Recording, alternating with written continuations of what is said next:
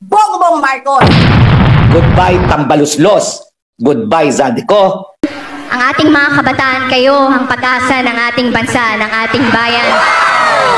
Red Hot Chili Peppers na tong tanan mga bay. We will stand up and we will fight back.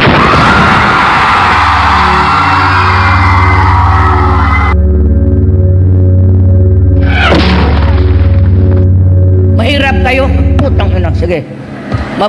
Mag-taste kayo sa hirap at gutom. Wala akong pakialam. Sabihin ko, walang magkanakaw na Duterte! Marami rin akong nanakaw pero naubos na. So, wala na. Tutudasin kita.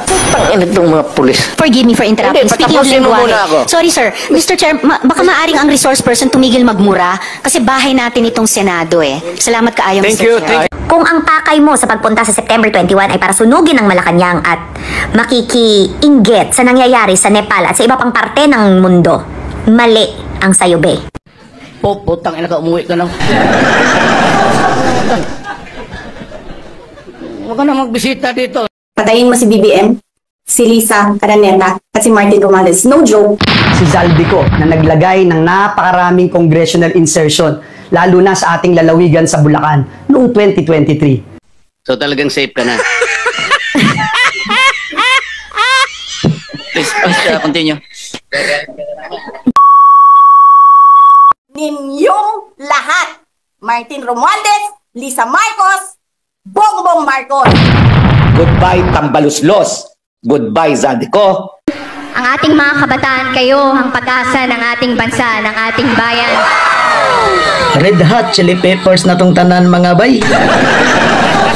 Dito sa Binisaya pa mga bay, usa ka mapula ug mainiton nga pagtimbaya natong tanan mga bay, gikan sa sektor sa mga free thinker, gikan sa sektor sa mga rakista nga mga Bisaya.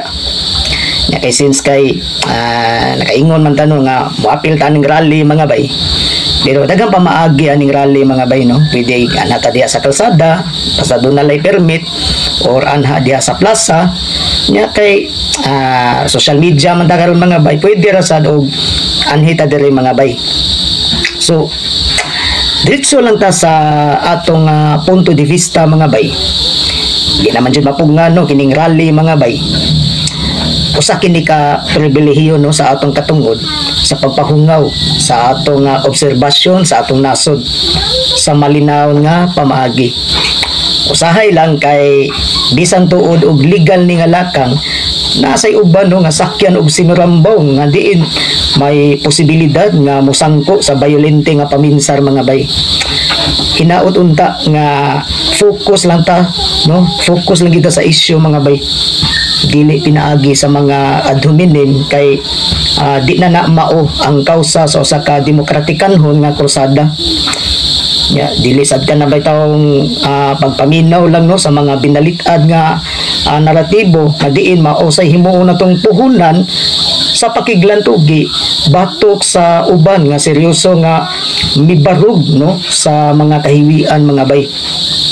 Dinhi sad masukod no nga kining imong baruganan no, dinhi masukod ang imong kredibilidad sa patas nga pag-analisar kung dunay gibulgar uban sa mga ebidensya o dapat no kana ato nang batikuson, di kay ato nga bastuson sa mga istorya nga pulos tanim intriga no, mga istorya nga pulos lang mga imbento sa atong mga gipang idolo ang atong mga basihan no, kana mga bay dili na maayo na ingon ana mga bay no.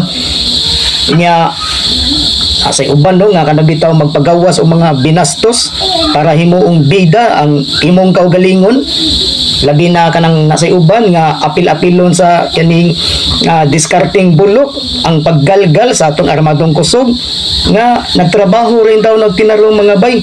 So ayaw na lang sa ating taon na ninyo og iambong mga bay, no? Ayaw na lang taon ninyo daginuta kining atong mga kapulisan, atong mga kasundaluhan kay ang ilang obligasyon mga bay, nagbantay rin daw na sila sa atong nasod, nagbantay sila sa katungod natong tanan, no?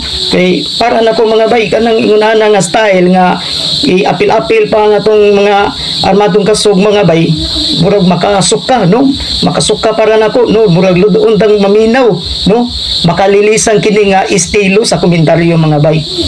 So kini nga to ang mga bay ato lang dyan ning ipunting sa mga bintahuso nga mibalbal sa atong hinaguan o ato sang kung unsa man gani sektor sa imong relihiyon mga bay, unsa may imong pundok sa mga tinuhuan, pwede no sa gula na to og seryoso nga pagampo mga bay nga unta malinaw ang atong krusada batok sa corruption mga bay. Dili lang ko kutob og rock and roll natong tanan mga bay. Sa patingin nyo,